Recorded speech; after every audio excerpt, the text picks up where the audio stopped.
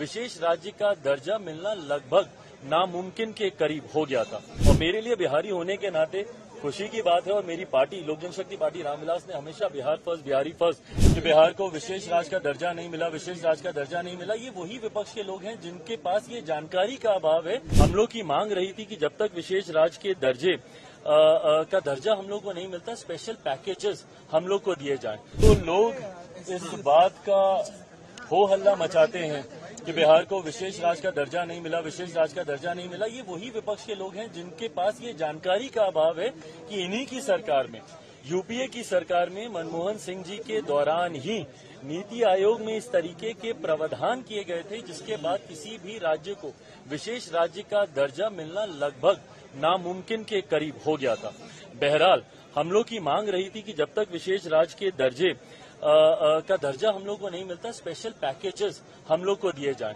मैं धन्यवाद करूंगा मेरे प्रधानमंत्री आदरणीय नरेंद्र मोदी जी का, मैं धन्यवाद करूंगा हमारी वित्त मंत्री आदरणीय निर्मला सीतारमण जी का कि उन्होंने बिहार को जिस तरीके से स्पेशल पैकेजेस देकर, और मेरे लिए बिहारी होने के नाते खुशी की बात है। और मेरी पार्टी लोक जनशक्ति पार्टी रामविलास ने हमेशा बिहार फर्स्ट, बिहारी फर्स्ट के विजन के साथ आगे बढ़ने का काम किया है। इस बजट में बिहार फर्स्ट, बिहारी फर्स्ट को भी धरातल पर उतारने के प्रावधान दिए गए हैं। जहां एक तरफ इंफ्रास्ट्रक्चर इसमें मजबूती देने का काम किया गया है, वहां पे ब्रिजेस बना के, वहां पे क्या कहते हैं मेडिकल कॉलेजेस की बात हो, वहां पे एयरपोर्ट्स की बात हो, तो जहां एक तरफ बिहार के इंफ्रास्ट्रक्चर को मजबूत किया गया है, वहीं वहां की अर्थव्यवस्था को मजबूत देने के लिए वहां पे अलग अलग राज्यों में गया हो, राजगीर हो, अलग अलग राज्यों में जिस तरीके से टूरिज्म को भी वहां पे बढ़ावा देने के लिए प्रावधान किए गए हैं, जिस तरीके से बाढ़ की एक बहुत बड़ी समस्या जिससे हम लोग हमेशा दशकों से हम लोग परेशान रहे हैं, उसके भी समाधान का जिक्र इस बजट में किया गया है।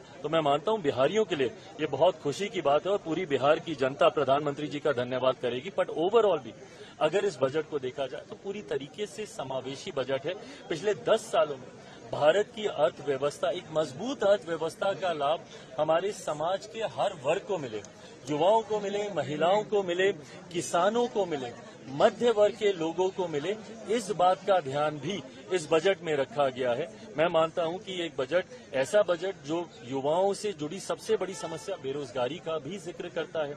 एमएसएमई सेक्टर को जिस तरीके से मजबूती देने की बात की गई है, इसमें एमएसएमई सेक्टर एक रीढ़ की हड्डी है हमारे देश की अर्थव्यवस्था को लेकर। तो मैं मानता हूं कि विकसित भारत के निर्माण में ये एक मजबूत नींव की तरह इस बजट को देखा जा सकता है। सवाल कि आप कह रहे हैं समावेशी बजट है, सारे सांसद जो निकले विपक्ष के वो तो कह रहे हैं आंध्र बिहार का बजट है, ये सरकार बचाने वाला बजट है। इन लोगों को अगर अपने राज्य में अगर गरीब नहीं दिखते, अपने राज्य में अगर इनको किसान नहीं दिखते, अपने राज्य में इनको मध्य वर्ग के लोग नहीं दिखते, अपने राज्य में इनको महिलाएं नहीं दिखती या युवा नहीं दिखते, तो मैं इनकी सोच के ऊपर कोई टिप्पणी नहीं करूंगा।